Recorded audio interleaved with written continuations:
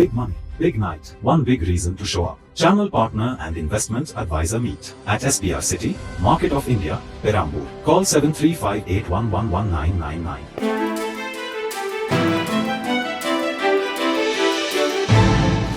தட்டை, சீடை, முறுக்கு, ரிப்பன் பக்கோடா, அதிரசம் என்ன வேணாலும் செய்யுங்க.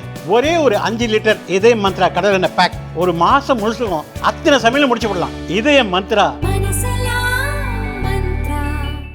தினமலர் நேயர்களுக்கு வணக்கம். இது உலகம் என்று.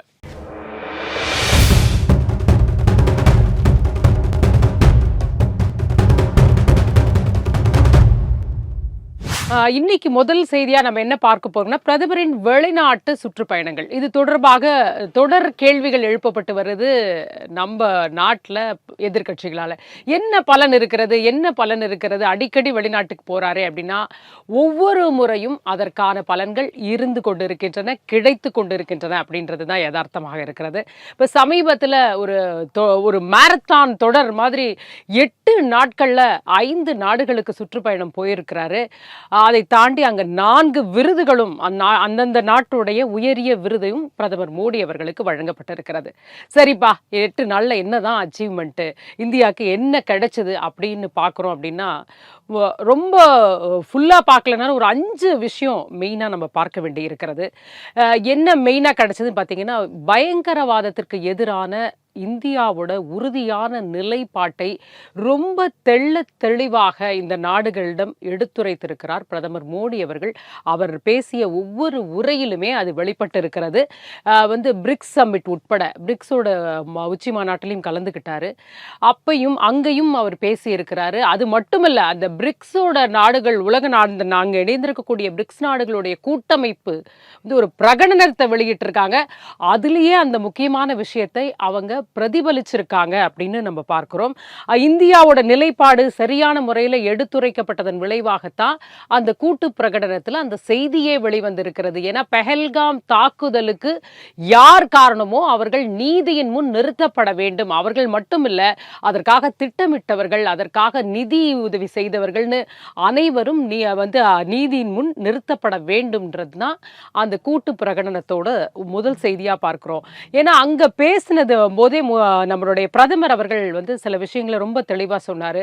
ஜீரோ டாலரன்ஸ், இதுதான் இந்தியாவோட நிலைமை. தீவிரவாதத்திற்கு எதிராக நாங்க கொஞ்சம் கூட பொறுத்து கொள்ள முடியாத ஒரு நிலைப்பாடு இருக்கிறது. அதுலயும் இன்னும் முக்கியமா போய் சொல்றாருன்னா, டபுள் ஸ்டாண்டர்ட், அதாவது இரட்டை நிலைப்பாட்டையும் கொஞ்சம் கூட சகிச்சுக்க முடியாது.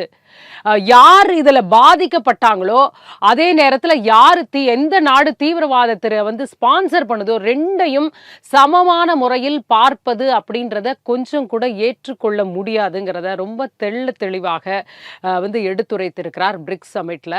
அதோடைய பிரதிபலிப்பு தான் நான் இப்ப சொன்ன அந்த ஸ்டேட்மெண்ட் அப்படின்னு பார்க்கும் பொழுது, உலக நாடுகளை தீவிரவாதத்திற்கு எதிராக ஓரணியில் திரட்டருடைய வேலையை இந்தியா ஆபரேஷன் சிந்தூருக்கு அடுத்தே பல இடங்கள்ல தொடங்கினச்சு. நம்ம தொடர்ந்து பேசிட்டே வரோம் உலகம் என்றில்.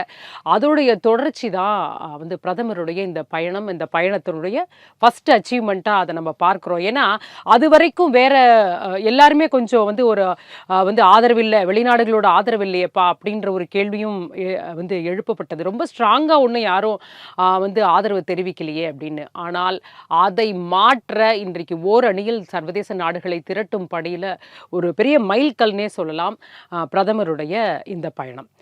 அதுக்கு அடுத்ததா நம்ம பார்த்தோம் அப்படின்னா, இன்னொரு விஷயம் பார்க்குறோம் அப்படின்னா, பிரிக்ஸ் மாநாடு நடக்குது அப்படின்னாவே அதோடைய கமிட்மெண்ட். ஏன்னா, அமெரிக்காவிலேருந்து ட்ரம்ப் அவர்கள் சொல்லிட்டாங்க, பிரிக்ஸ் நாடுகள் மீது எக்ஸ்ட்ரா ஒரு வரி விதிப்பு இருக்குப்பா. ஏன்னா, அமெரிக்காவுக்கு எதிராக அவங்களாம் பேசிக்கிட்டு இருக்காங்க, இன்னொரு கரன்சியை பற்றி பேசுகிறாங்க, இதெல்லாம் சரியாக வராது, இன்னும் மேலும் வரி விதிப்போம் அப்படின்ற ஒரு விஷயத்த அவர் சொன்னார். இத்தனைக்கும் இந்த பிரிக்ஸ் மாநாட்டில் பார்த்தீங்கன்னா, சைனாலேருந்தும் வரல, ரஷ்யாவிலேருந்துமே ரஷ்ய அதிபரும் கலந்து கொள்ளவில்லை, சீனா அதிபரும் கலந்து கொள்ளவில்லைன்னு பார்க்குறோம். ஆனால் இந்தியா தன்னை இந்த பிரிக்ஸ்ன்றதுல அவங்களுடைய கமிட்மெண்ட்ல ரொம்ப உறுதியாக இருக்காங்க அப்படிங்கிறத தான் வந்து வலியுறுத்த உலகிற்கு எடுத்துரைக்க விரும்பினார் மோடி அவர்கள். அதை தான் அங்கே போய் செஞ்சு இருக்காரு அப்படிங்கிறத பார்க்குறோம்.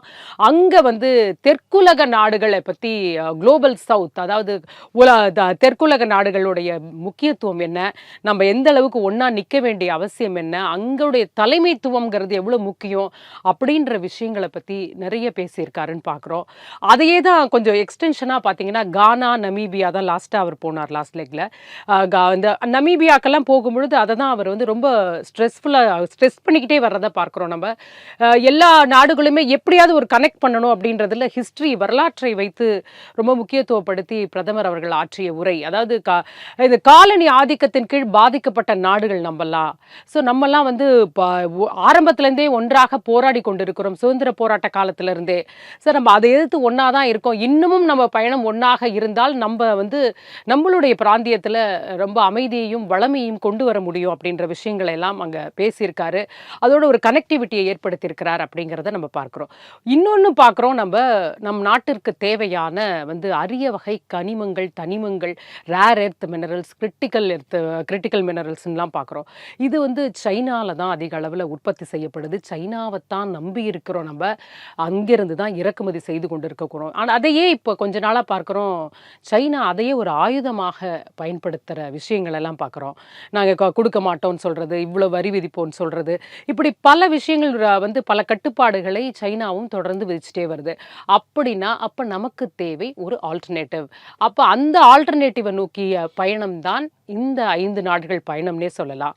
ஏன்னா கானா, நமீபியா 2 எடுத்துக்கிட்டோன்னு வச்சுக்கோங்களேன், மெக்னீஷியம் இருக்குது, லித்தியம் இருக்குது, கோல்டு இருக்குது, டைமண்ட் இருக்குது, அதே மாதிரி ரேர் எர்த் மினரல்ஸ் இருக்கக்கூடிய இடங்களா இந்த 2 நாடுகளுமே பார்க்கப்படுகிறது.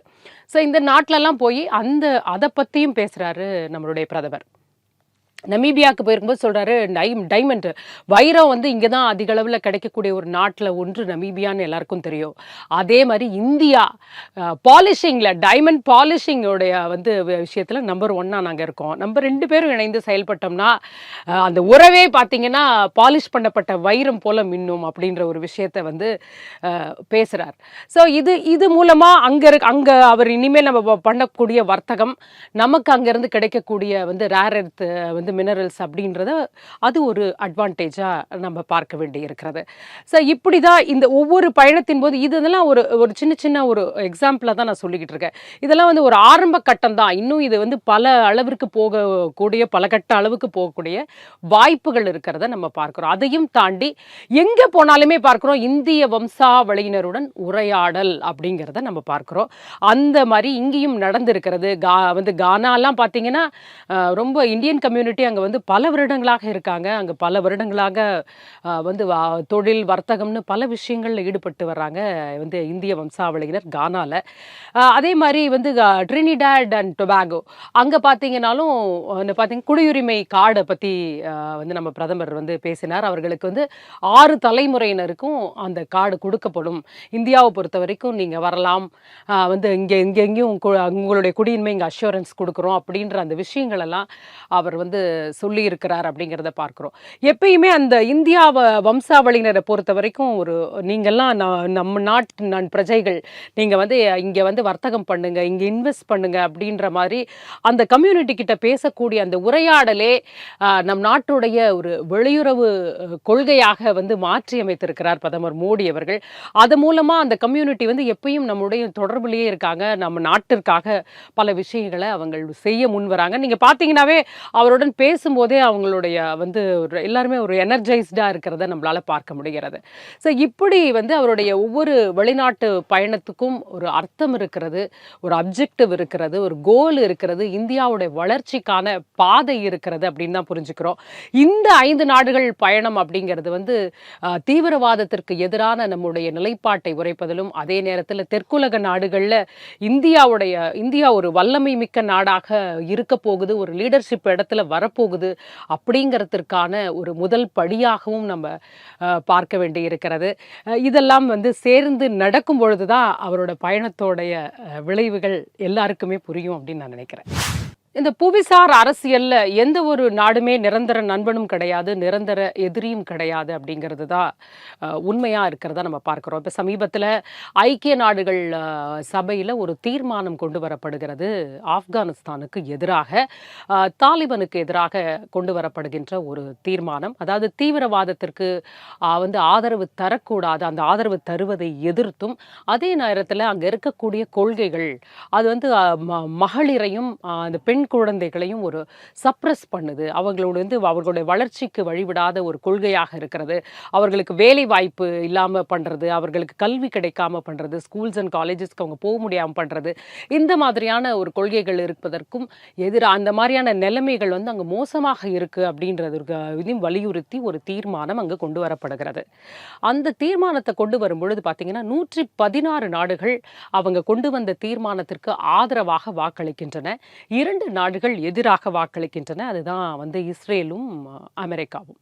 12 நாடுகள் வந்து வாக்கெடுப்பில் கலந்து கொள்ளலை. அதில் பார்த்தீங்கன்னா இந்தியா இருக்குது அப்படிங்கிறத நம்ம பார்க்குறோம்.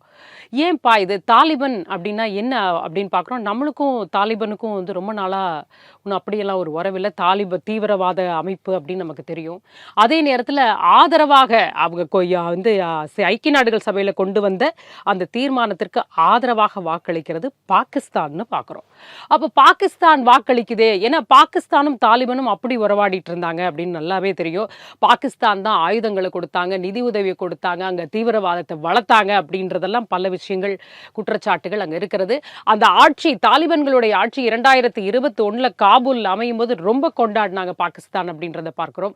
அப்படிப்பட்ட பாகிஸ்தான் இன்றைக்கு தாலிபானுக்கு எதிராக வாக்களித்திருக்கிறது. ஏன் அப்படின்ற ஒரு கேள்வி இருக்கிறது. ஏன்னா அவங்களுடைய உறவு அந்த இடத்துல இல்லை. இன்றைக்கு தாலிபான்கள் வந்து தங்களுடைய நிலைமையை மாற்றி அமைத்துக் கொண்டிருக்காங்க. அவங்களுடைய கொள்கைகளை கொஞ்சம் மாற்றி இருக்கிறத நம்ம பார்க்கிறோம். அவங்க வந்து அந்த தீவிரவாதத்திற்கு எதிராக குரல் கொடுக்குறாங்க. பாகிஸ்தான் மண்ணிலிருந்து வரக்கூடிய தீவிரவாதத்திற்கு எதிராக அவங்க குரல் கொடுக்கறத பார்க்குறோம். அவங்க எல்லை பகுதியில் எப்பயுமே வந்து ஒரு எதிராக நிற்கிறாங்க பாகிஸ்தானுக்கு அப்படின்ற ஒரு நிலைப்பாட்டில் இன்னைக்கு இருக்கிறாங்க. அதனால பாகிஸ்தான் எதிராக வாக்களித்திருக்கிறது அப்படின்றத பார்க்கிறோம். அப்போ இந்தியா ஏன்பா வந்து வாக்கெடுப்பிலே கலந்துக்கல அப்படின்னா, இந்தியா அதற்கு வந்து ஒரு காரணம் சொல்றாங்க. அதாவது எப்பயும் போல ஒரு யூஷுவல் பிஸ்னஸ் மாதிரி ஒரு தீர்மானங்களை கொண்டு வராதீங்க. அவங்க வந்து அப்படி அங்க வந்து 2021க்கு அப்புறம் நிலைமை மோசமடைஞ்சிருக்கா அப்படின்றதுக்கான எந்த ஒரு இதுவுமே நம்ம கிட்ட கிடைக்கல. முன்ன எப்படி இருக்கோ அதே சிச்சுவேஷன் இருக்கா அப்படின்றது தான் பார்க்க வேண்டியிருக்கு. அதே நேரத்தில் எந்த தீர்மானத்தையும் ஒரு தண்டனை அடிப்படையிலேயே கொண்டு வராதீங்க. அவங்களுடைய நிலைமைகளையும் சீர்தூக்கி பார்க்கணும். ஏன்னா நிறைய நேரத்தில் ஐக்கிய நாடுகள் சபை பல காலகட்டங்களில் இதெல்லாம் அனலைஸ் பண்ணி சீர்தூக்கி பார்த்து தீர்மானங்களை கொண்டு வந்தாங்க. அப்படிப்பட்ட ஒரு தீர்மானமா இல்லாமல் இது ரொம்ப ஆஸ் யூஷுவல் பிஸ்னஸாக இருக்கு. அதனால இதில் வந்து நாங்கள் வாக்கெடுப்பில் கலந்து கொள்ள விரும்பவில்லை அப்படின்ற ஒரு விஷயத்தை இந்தியா சொல்லிட்டு கலந்துக்கல அப்படின்னு பார்க்குறோம். ஆனால் இந்தியாவை பொறுத்த வரைக்கும் வந்து தாலிபான்களுக்கான ஆதரவான போக்கு வந்து நம்மளுக்கு பல வருடங்களாக இல்லை அப்படின்னு சொல்லலாம். அதை தாண்டி ஏன்னா எப்போ வந்து 2021 ஆட்சி அமையும் பொழுது தான் அங்கே ஒரு ஸ்டேபிளான ஒரு பீஸ்ஃபுல்லான ஒரு நிலைமை வருது. ஏன்னா கம்ப்ளீட் கண்ட்ரோல் அங்கே வந்து தாலிபான் கிட்ட தான் வந்திருக்கு அப்படின்ற ஒரு ஸ்டேட் வரும்பொழுது தான் நம்ம அங்கே வந்து ஒரு எம்பசியவே ரீஓப்பன் பண்ணுறாங்க. 2022 ஓப்பன் பண்ணுறாங்க. அதுக்கப்புறம் பார்த்தீங்கன்னா அங்கே ஒரு டெக்னிக்கல் டீமை வந்து அனுப்பி வைக்கிறாங்க. அப்புறம் 2024 பார்த்தோம்னா நம்மளுடைய வெளியுறவுத்துறை செயலாளர் வந்து அங்கே இருக்கக்கூடிய foreign minister, Taliban foreign minister கிட்ட பேசுகிறாரு. துபாயில் அவங்க வேற ஒரு விஷயமா போகும்போது அங்கே வரும்பொழுது அங்கே பேச்சுவார்த்தை நடக்கிறத நம்ம பார்க்குறோம். அதற்கப்புறம் பார்க்குறோம் வந்து இப்போ மே மாதம் பார்க்கணும் 2025 நம்மளுடைய வெளியுறவு அமைச்சர் ஜெய்சங்கர் அவர்கள் நேரடியாகவே அங்கே இருக்கக்கூடிய தாலிபான் வந்து ஃபாரின் மினிஸ்டர் கிட்ட ஃபோன் மூலமாக பேசுகிறாரு. வந்து எப்போன்னு பார்த்தீங்கன்னா இந்த ஆப்ரேஷன் சிந்தூர் நடவடிக்கை பற்றி பேசும்போது அவர்களுக்கூடையும் அவங்க ஒரு கான்வர்சேஷனை டெவலப் பண்ணுறாங்க. அப்படி பார்க்கும்பொழுதே ஸ்லோவாக இந்தியாவோட நிலைப்பாடு வந்து டுவர்ட்ஸ் வந்து தாலிபான் ஆப்கானிஸ்தான் மாறுது அப்படின்னு பார்க்குறோம். அப்படின்னா ஏன் மாறுச்சு, எதுக்காக மாறுச்சு அப்படின்ற ஒரு கேள்வி வரும்போது, ஆட்சி அமையும் பொழுது இந்தியா கொஞ்சம் ஒரு தள்ளி நின்று தான் பார்த்தாங்க. தாலிபான் ஆட்சி இருக்கே, என்ன நடக்க போகுதுன்னு தெரியலையே அப்படின்னு சொல்லிட்டு ஒரு மாதிரி தள்ளி நின்று தான் பார்த்தாங்க. அதற்கப்புறம் அங்கே இருக்கிற மக்களுக்கு போய் நம்ம ஹெல்ப் பண்ணணும் அப்படின்னு வரும்பொழுது அவர்களுக்கு ஒரு உணவு கொடுக்கணும், மெடிசன் கொடுக்கணும். இந்த மாதிரியான ஒரு ஹெல்ப் வந்து அங்கே ஆப்கன் மக்களுடைய வளர்ச்சியை பார்க்கணும் அப்படின்னா இனிமேல் தாலிபான் இல்லாமல் அங்கே போகவே முடியாது. ஒரு வர்த்தகம்ன்றதும் அங்கே பாசிபிலிட்டி இல்லை அப்படின்றது தெரிய வரும்பொழுது தான் நம்ம ஒரு ஸ்டெப் வந்து வைக்கிறோம். அவங்களும் வந்து அவங்களோட நிலைப்பாட்டிலேருந்து கொஞ்சம் ஒரு ஸ்டெப் எடுத்து வைக்கிறாங்க. ஏன்னா இப்போ தாலிபானில் பார்த்தீங்கன்னா அங்கே ஆப்கானிஸ்தானில் டூரிசம் சுற்றுலாக்கு வாங்கலாம் இன்டர்நெட்டில் வீடியோ போட்டு அந்த வீடியோலாம் வைரலாக மாறுறதை பார்க்குறோம். எல்லா வெளிநாட்டு பிரதிநிதிகளெல்லாம் வச்சு ஒரு வீடியோவே ரிலீஸ் பண்ணியிருக்காங்க. நீங்கள் வந்து எப்பயும் போல் நினைக்காதீங்க, எங்கள் நாடு மாறி இருக்கு, நீங்கள் இங்கே வாங்க சுற்றுலாக்குன்ற அளவுக்கு அவங்களும் அவங்களோட நிலைப்பாட்டை மாற்றி இருக்கிறார்கள் அப்படின்னு பார்க்கிறோம். ஸோ இதுவும் ஒரு காரணமாக இருக்கலாம். இந்தியா வந்து தன்னுடைய வெளியுறவு கொள்கை ஆப்கானிஸ்தான் தொடர்பாக மாற்றி கொண்டு இருக்கிறது அப்படின்றத பார்க்கிறோம். அதே நேரத்தில் யூஎஸ் ஏன் வாக்களிச்சாங்க, இஸ்ரேல் ஏன் வந்து எதிராக வந்து ஆதரவாக இருந்தாங்க தாலிபானுக்கு, ஏன் அவங்க வந்து ஐக்கிய நாடுகள் சபை கொண்டு வந்த தீர்மானத்துக்கு எதிராக இருந்தாங்கன்னா அதன் பின்னணியிலெல்லாம் வேறு விஷயங்கள் இருக்கிறது, ஈரான் இருக்கிறது அப்படின்றத நம்மளால் புரிஞ்சுக்க முடிகிறது. ஆனால் இந்தியாவோட பின்னணியில் வேற அவங்க கொண்டு வந்த சில மாற்றங்கள் இருக்கிறது. ஆனால் இந்தியா என்னதான் வந்து வாக்கெடுப்பில் நாங்கள் கலந்துக்கல அப்படின்னு சொன்னா கூட ஒரு சின்ன விஷயம் இன்னமும் யோசிக்கப்பட வேண்டிய ஒரு விஷயம், முக்கியமான விஷயம் என்னவாக இருக்கிறது அப்படின்னு பார்த்தீங்கன்னா, அங்கு மகளிருக்கான கல்வி மறுக்கப்படுகிறது, மகளிருக்கான வேலை வாய்ப்பு மறுக்கப்படுகிறது. அந்த நிலைமையில பெரிய அளவிற்கு மாற்றங்கள் இன்னும் வரலன்னு நம்ம பார்க்கிறோம். அதற்கு வந்து நம்ம ஆதரவா போயிடக்கூடாது அப்படின்னு பார்க்கிறோம். அதனால தான் ஆதரவாகவும் போகல, எகெயின்ஸ்டாவும் போகல அப்படின்ற ஒரு நிலைப்பாட்டை இந்தியா எடுத்திருக்கும் அப்படின்னு தான் நாம் நம்ப வேண்டியிருக்கிறது. மீண்டும் பல செய்திகளுடன் உங்களை சந்திக்கும் வரை வணக்கம், நன்றி.